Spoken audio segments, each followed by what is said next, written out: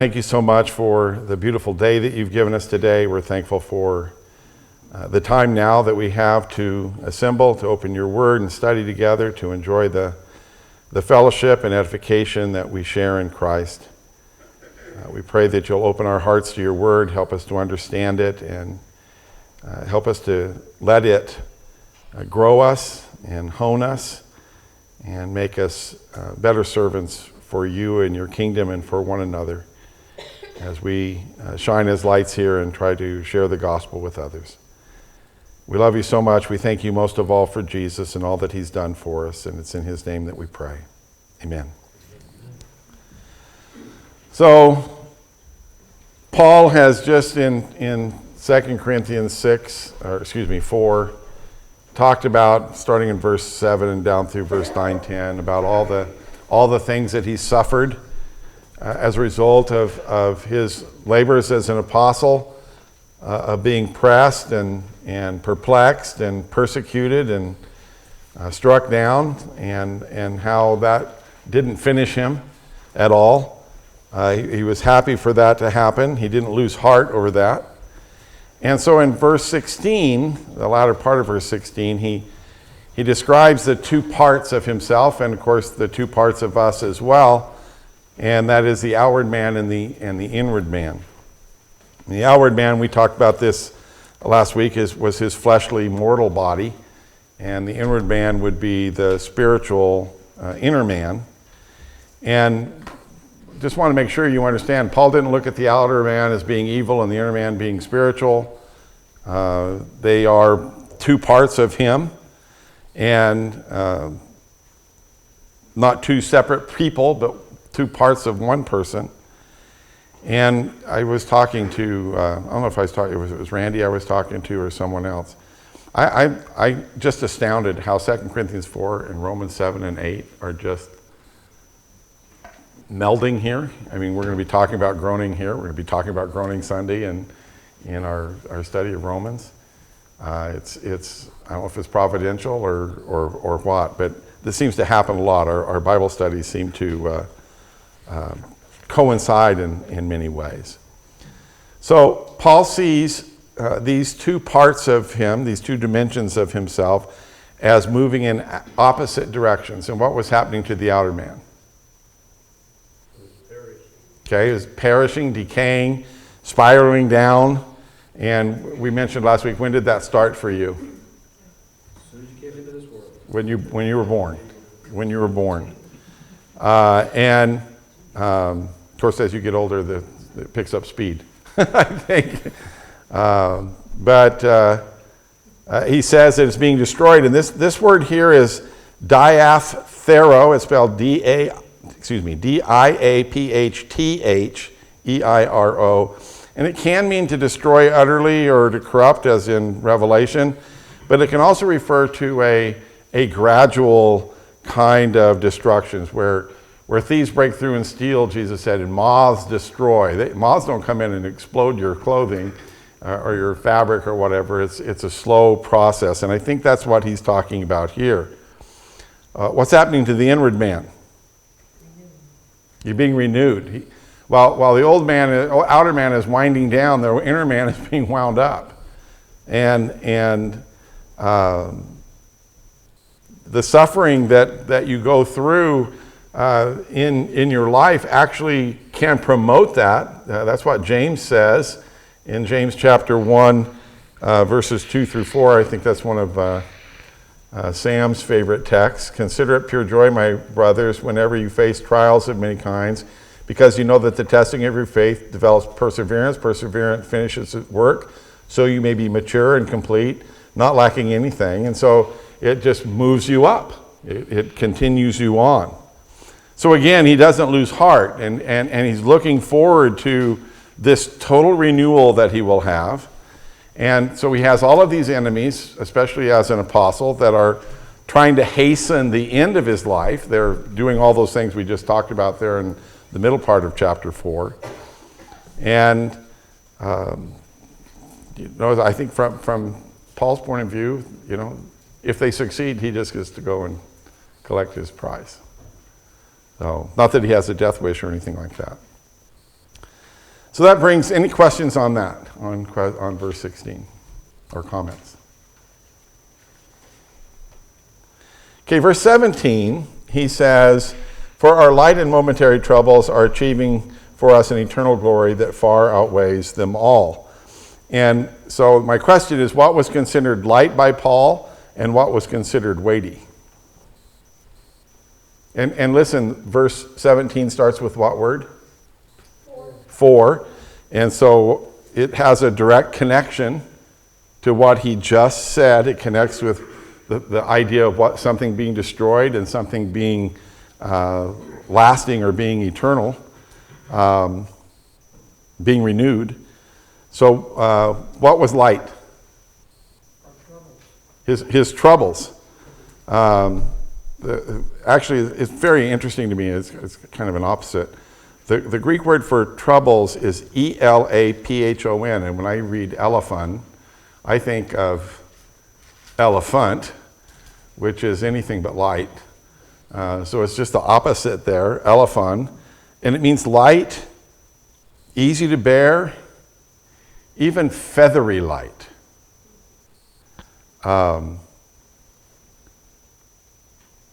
And this is the point where, right at that point, keep your fingers here, let's go over to the 11th chapter.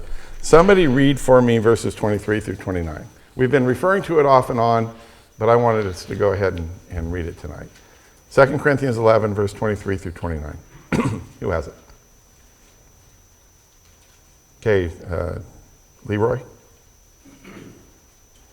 Are they servants of Christ? I am out of my mind to talk like this, and more. I have worked much harder, been in prison more frequently, been flogged more severely, and been exposed to death again and again.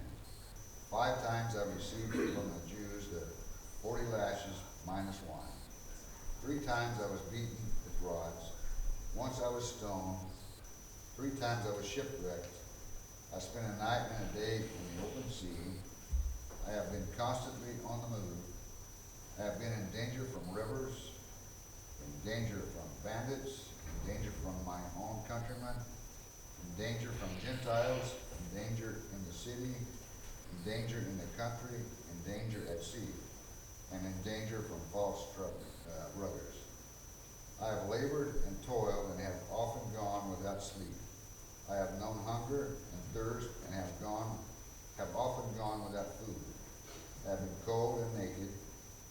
Besides everything else, I face daily the pressure of my concern for all the churches.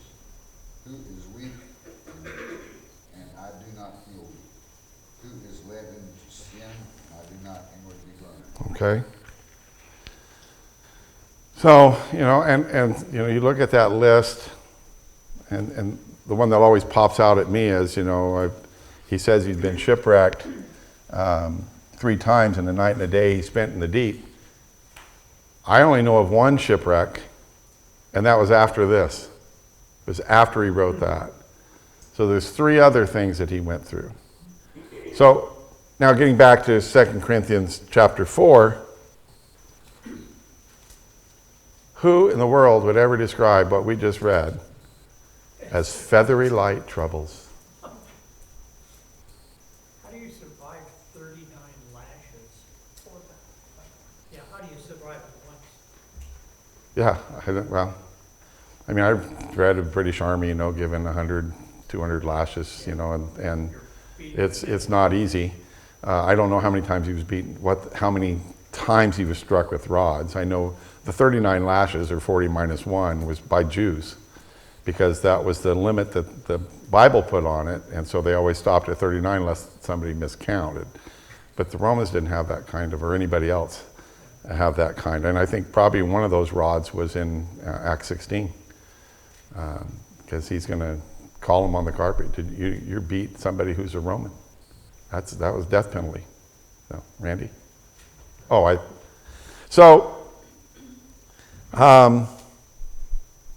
And then, of course, we just read in verses 8 and 9 the things I just reiterated for you a moment ago. And in anyone's book, these are hardly light. So in what sense are they light? In comparison to the glory we will receive. Okay. in our life. So they're light in what they're compared to. And not only are they light, he said that they are also what? These troubles are light and they are momentary. Or for the moment. The New Jerusalem Bible, I think, says, which are soon over. And basically what Paul is saying is each moment comes with affliction or trouble. And then what happens to it? It passes away. It's just a moment. It's there. It doesn't amass. It doesn't accumulate. You know, it's in the moment and goes. And so Paul is asking us and asking the Corinthians to compare a lifetime of suffering compared to eternity. And which is where he's headed to next in the text here. And if you were to compare a lifetime with eternity, that doesn't even qualify as being a moment. It's just not even a blip, you know, it's not even there.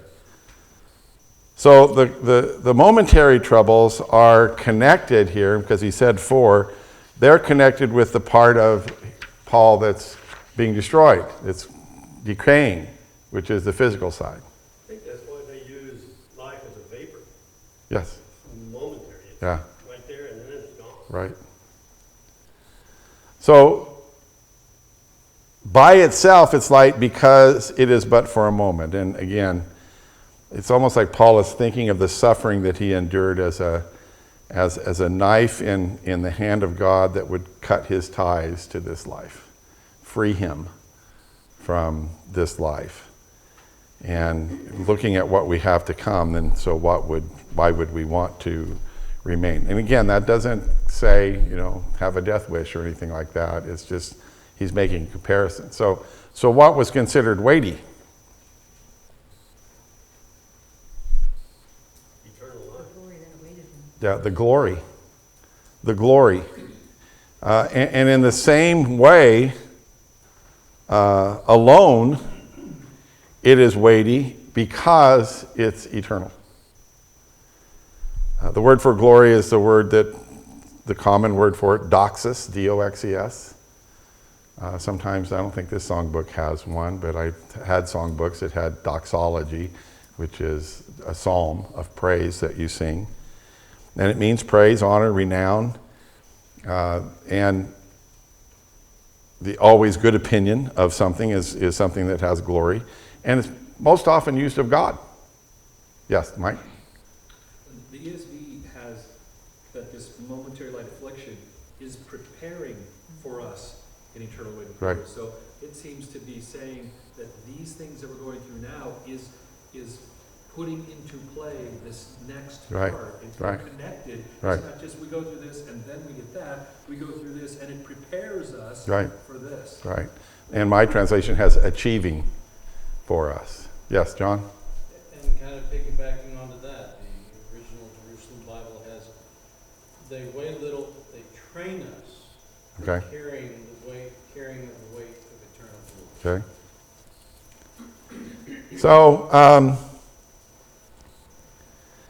So here's a thought question for you. I don't know how long we're going to be on this one. That's not on your sheets. When does he say that glory becomes ours?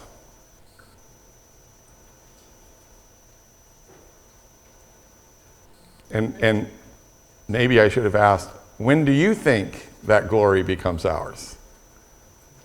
When we start believing in what we can't see, or what is unseen to us. Okay? So you think it already started? Sure. Okay? I think it starts when we enter the kingdom, or enter heaven. Okay? So Henry puts it down there at the end when the Lord comes back. And Jeannie thinks it's already started. Ding, ding, ding, ding, ding. You're right. Yeah, it's... Most of the time, I think we default at heaven, though. I think we think that that's when that happens. But if you read the verse, again, the light afflictions are, depending on your translation, achieving, preparing, producing, working, bringing this about, and that the Greek word here is katergazomai. It means to bring about, to work out, to achieve, but it's in the present tense. It's not in the future tense. So it's already preparing for us. It's already achieving for us. It's already working out, and it's already involved in that. The glory is already and continues to be achieved. And this is not my illustration, but I kind of like the idea of it. Think of this glory as being sacks of gold that are tied around your waist. When you become a child of God, there's your sack. You get a sack. And as you grow and mature, you get more. While you're here, you're gaining this glory and achieving this. Not all of it, but they are accumulating. The glory is accumulating. And it gets to a point that this glory does what? What does he say in the text? It outweighs our moment. It's far outweighing the troubles. Doesn't that make a little bit of sense? If the glory that I'm having now is far outweighing the troubles I'm having now, how much easier is it to take to endure the troubles you have now if you're already having some glory along with it? That in the sense that God is happy with us and blessing us, and it's not a health and wealth kind of a thing at all, but it far outweighs all the suffering and troubles. Paul said in Romans, and this is, again, chapter 8, where we're going to be in just a little while, verse 18, I consider that our present sufferings are not worth comparing with the glory. And there he says that will be revealed, the totality of it. And the word for far outweighs them all. And I don't even know if this is, I'm going to pronounce it like we do the English word, hyperbole. Hyperbole. And it means excess. It means surpassing excellence. It means preeminence. But in the Greek, the phrase is, it's hyperbolin. Hyperbolin, ace, hyperbolin. And the ace is for to get. And so it's literally from excess to excess. You have more than you have, you're going to even have more than that later on. And the whole point of that is try to tell us that the weight of this glory, you can't calculate. You can't even imagine it.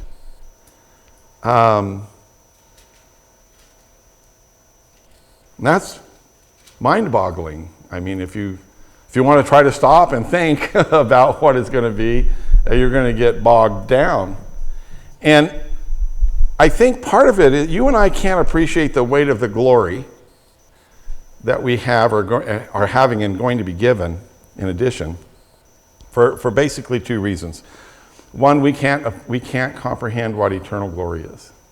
We can't imagine it because we're finite beings, and so we can't get there. But the second reason that we may have problems doing that is that we tend to think less about the glory and more about the trouble. That's where our focus is. We're thinking about the troubles. And Paul's telling us, the troubles are there, they're real, but realize what they're bringing about, which is, again, the reason why Paul does not lose heart. It's not that he doesn't get depressed. It doesn't mean that he's not discouraged. It means he doesn't ever give up. He never gives in. He never stops going and acting and preaching and serving. He just won't allow that to happen. It's a pretty, little tiny verse there. Light and momentary troubles, achieving for us an eternal weight of glory. Wow, we have a hard time even imagining that. Any other questions or comments on that? So question 8 from the first part of verse 18, which says, so we fix our eyes not on what is seen, but what is unseen. Let's stop there because that's what the question is about. What was Paul fixing his eyes upon, and how is that even possible? So what was he what was his eyes? Well, what did he say about fixing his eyes? Sam? Fixing on things unseen, and that's possible because it's a metaphor, if you will. It's looking to a concept, not maybe something material. Okay. So let's back up though. What did he say he wasn't looking at? He's not fixing his eyes on things that are seen. And to fix your eyes means to gaze over some expanse. Okay, if you've ever been on top of a mountain or tall building, and you're just gazing out at everything that's out there, and the idea of the word actually comes from the idea of being in a watchtower. And what are some things that Paul could have seen he said, I'm not looking at what is seen. What are some of the things that he saw that he didn't fix his eyes on? Chains. Pardon me? Chains. Chains? When he was being imprisoned. Okay, so he's not there yet. But yeah. Randy? What Leroy read in 2 Corinthians 11. Yeah. And even from this immediate context, he wasn't fixing his eyes on the fact that his outer man was decaying. How easy is that to do? I'm reminded of that all the time. I finally figured out that I don't think I'll have to talk to Michelle about it when she gets home. I don't think this last event was sciatica with me. I think it's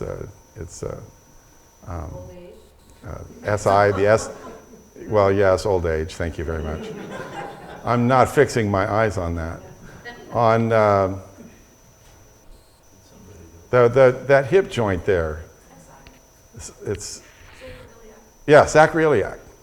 And I'm remembering my dad, where we used to go bowling once a week, every week, because it was 3 games for $1 in Wapato.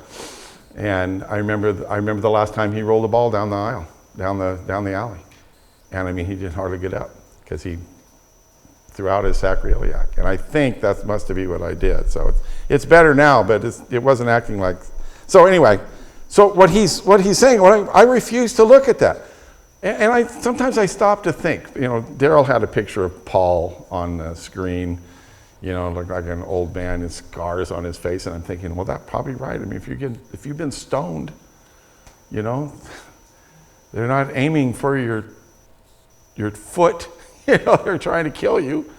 And so he's not focusing on the outer man and focusing on the decay and seeing all the persecution and the suffering and all of the things which we would rather not see. In fact, we would flee from looking at that to see something else. And Paul specifically says those are things that I am not being watchful over. I'm not being gazing on that. Rather, he's fixing his eyes on what is unseen. And so, Sam, tell me again what you thought that was, or how that's possible. Well, I thought that it was metaphorical, if you would, in that you're looking at a concept, something that's not visible. You're focusing, you're fixing. I had not gone on the watchtower concept. I had instead visualized when I fixed my eyes, it's like looking down a rifle scope. I'm focusing on Okay. something. I'm picking that out. Right. I'm not taking Like it out. like a laser. I'm Right. not looking at an animal. I'm not looking at riches or a new car or a pretty girl or something. I'm instead focusing like a good disciple on a concept, on a principle. Okay, so that's what you're saying is that you're on things that aren't seen. Okay, Yes, things that aren't seen. John. I'm kind of getting the impression he's talking about anticipation. going to gain in this life. Instead, what he's anticipating are the things that aren't seen that he is looking forward to that he just mentioned Right. in the previous verse. Right. I think that's right. And Paul is basically telling the Corinthians, okay, here's what I've done with my vision. Here's what you need to do with your vision is you need to tune it so that you're visually looking at things that are recognizing things that are invisible. And in this case, and you look at that, and I think if you were just reading that to somebody, they'd say, well, that sounds like gobbledygook. But in verse 17, most of us, we talked about that, most of us see the troubles. That's where our focus is. What Paul said was he saw what those troubles were achieving for him. He saw what the outcome was going to be as a result of those things. So his vision was beyond it. I think probably the best example, just popped in my head, is Hebrews the 12th chapter, who Jesus looked beyond the cross and beyond the suffering to the goal, to what was ahead. Yes, Terry? He reminds us also in Philippians 3:14 that his goal, what his goal was, when he said, I press on Right. toward the goal. Like that's what his eyes were fixed on. Right. Was the goal. Right.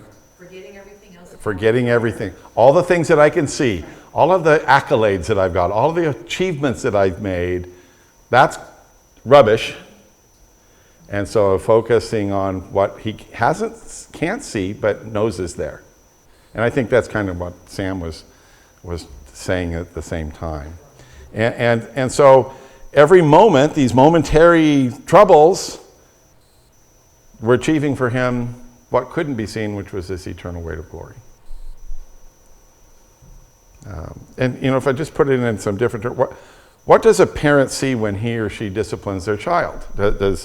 Do they see the pain and discomfort and sadness that is inflicted on the child?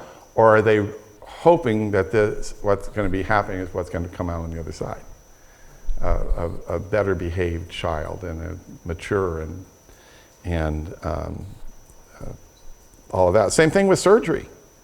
Who wants to go into surgery and think about the pain and the difficulty and the rehab and all of that you have to go to?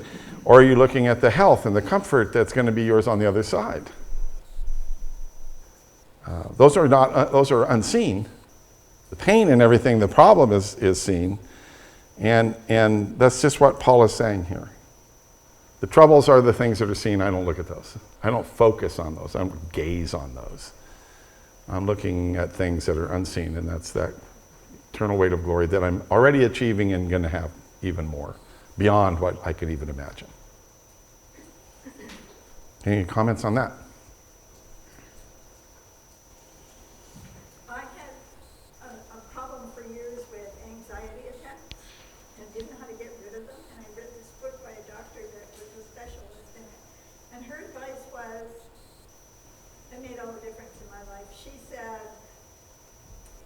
you can't have an anxiety attack in the way, or the behavior of anxiety attacks if you observe the behavior. So take a step away from yourself and observe how you're behaving, because they can't both happen at the same Okay. time. You can't observe and act Right. at the same time. Yeah. And they went away. It Yeah. was so easy to get rid of them Wow. with that advice. Wow. And that's what this makes me think. Yeah. I've only worked at one church that gave me anxiety attacks. And the way I fixed it is I moved. I had to. I mean, it was a congregation that loved my work and loved everything that I did, but they didn't love me. I just felt like I was being kept at arm's length. I wasn't being accepted as a member of the congregation. I was an employee. And so that wasn't in a book, but that's how I fixed it. I think I would have liked your way better, so. Okay, so what is the difference between the two things above that he sees? And that's in the latter part of verse 18, where he says, for what is seen is temporary, and what is unseen is eternal. What's the difference? can you even describe the difference for me? Cindy? Cindy's going to try. Well, what immediately comes to my mind is faith. Oh, okay, I see how you're looking at it, yeah. Yeah, that's the only, I have faith that the things I can't see are gonna be forever. Right. Because I'm told that, but to be told that, I have to go through the word that builds my Right, faith. right. Yeah, so I mean, the thing that listen, you can't get anything more disparate, more different, more opposite than something that's temporary and something that's eternal. There's a vast difference between those. And what is seen is obviously, if it's temporal, it's limited by time. It can only last as long as time is there. It's not going to last forever. What is unseen is timeless. Yeah, eternal. And I made a note for myself, and I said, what I'm about to say is important. If you don't remember anything else from this class tonight, remember this. And that is that eternity and eternal things do not begin at the end of time. And I hadn't thought about that. Eternity and eternal things don't begin at the end of time. The eternal coexists side by side with the world that we're in right now. Okay. God has always been, he is, and he always will be. And here we are in this little envelope of things that God has created, which is time and space. And that's where we are. But what's all around us? Eternity. It's always been around us. It's why God can see the first from the last and the end from the beginning and all of that, because he can just move over here and he can see the end of time, and he can come over here and he can see the beginning of time, because eternity surrounds all of it. And so, and I guess it meant a lot to me, because as God's people, we're already being blessed. We're already, as we said a minute ago, achieving this eternal weight of glory. We're achieving it now. We started achieving it when we became a Christian. And we took that step out of the temporal kind of into the eternal at that point. We're a new creature. We're a new creation. Our spirit has been recreated. And yes, we're still locked in time while we're living here, but we've already touched and become a part of that which is eternal. So, we are living in this physical existence, Mm-hmm. but are seeing and experiencing eternal things Yes. as we grow. Yeah. Well, even no matter how fast you grow. Yeah. Yeah. Okay. Yeah.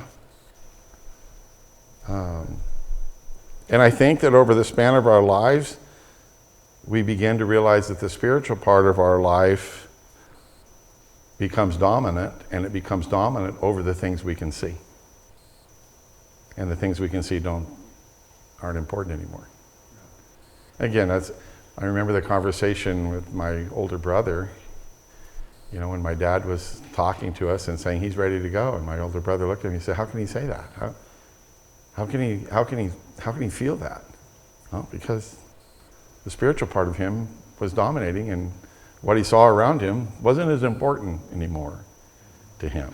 What was more important was being with God. And again, didn't have a death wish.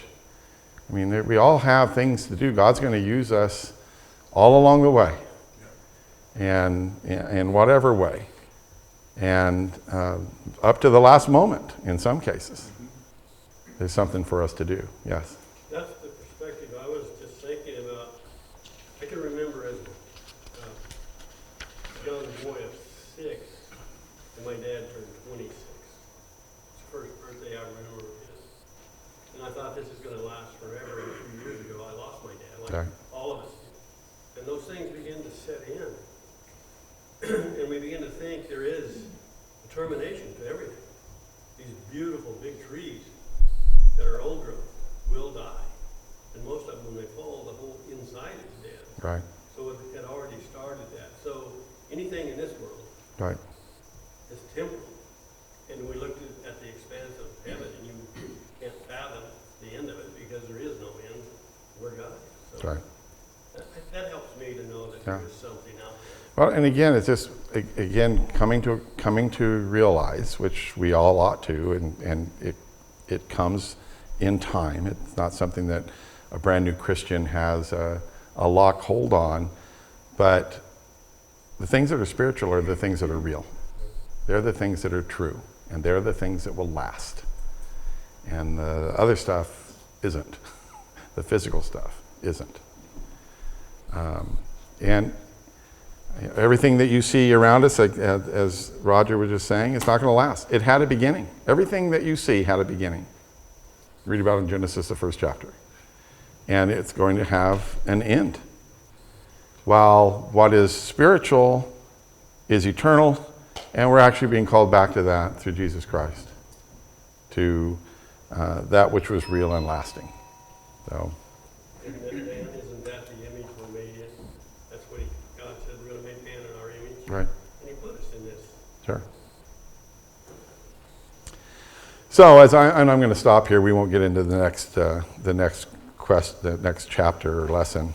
But I don't want you to lose sight of Paul's point. He wants the Corinthians to realize that evaluating truth on the basis of what is seen, on physical appearance. For instance, in 1 Corinthians chapter 2, because listen, Paul's the one that's being evaluated here. 1 Corinthians chapter 2, verses 3 and 4. I came to you in weakness and fear and with much trembling. My message and my preaching were not with wise and persuasive words, but with the demonstration of the Spirit's power. So here they are, they're making a judgment about Paul and his spirituality and his apostleship based on his approach to them and his demeanor. In 2 Corinthians chapter 10 and verse 10, Paul said, "For some say his letters are weighty and forceful, but in person he's unimpressive, and his speaking amounts to nothing." If you're going to determine somebody's worth or value based on what you see, and Paul's opponents there in Corinth may be kind of flashy, they're very healthy bodies, they wear fine clothes, they may have golden tongues that speak lovely things, but what does that equate with regards to what's eternal and what's spiritual? So his battered body and his boldness in the message that he preaches, that apparently constantly garners criticism for him because he's not so powerful in the pulpit, he said that suggests something more there. And so why would Paul continue to live the life that he's living, enduring the things that he's enduring in 2 Corinthians 11th chapter that he looks at and says, that's feathery light compared to what I'm going to have.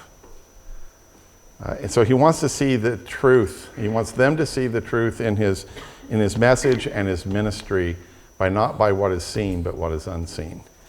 And if they tuned their vision incorrectly and we tune ours incorrectly, we're going to get a real picture of the world and what it's really like.